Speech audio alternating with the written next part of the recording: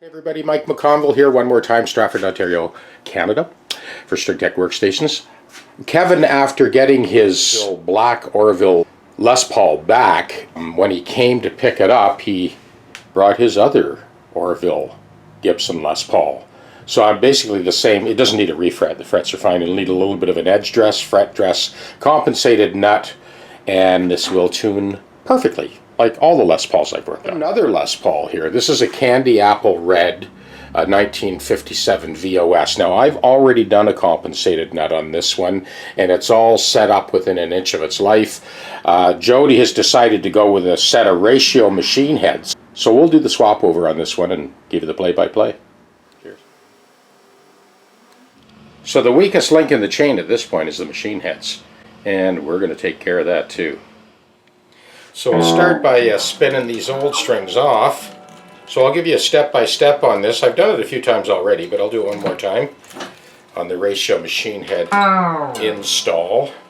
Jody is quite a collector, and this has turned out to be his #1 guitar now. So this is how I set up when I'm doing the machine head swap. Yeah, so that kind of brings the headstock right up to chest level. Lets you concentrate on your work while the guitar is held safely, firmly.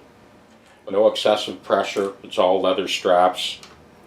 A little bit more involved when you're swapping over these. These do not have the threaded cuff, so it means we're going to have to pop out those original bushings. Make room for the ratio tuners.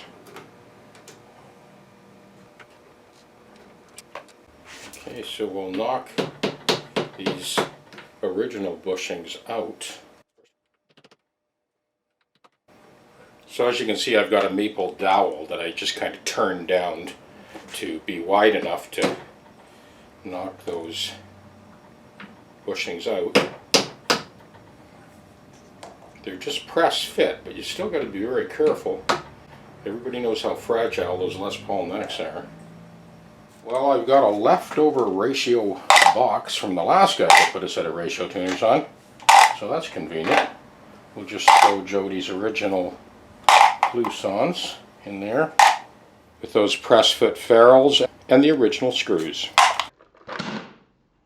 So first step with a Raymer.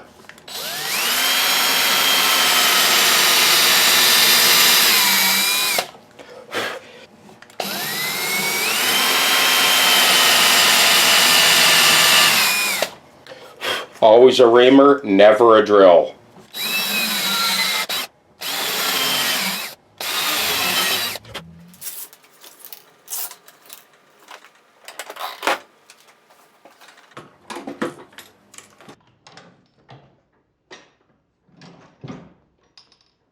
You always want to be careful not to over tighten these. It doesn't take a lot of torque. Tighten them down kind of finger tight, and then we'll go over with the wrench very gently and just snug them until the washer stops jiggling, and that's it.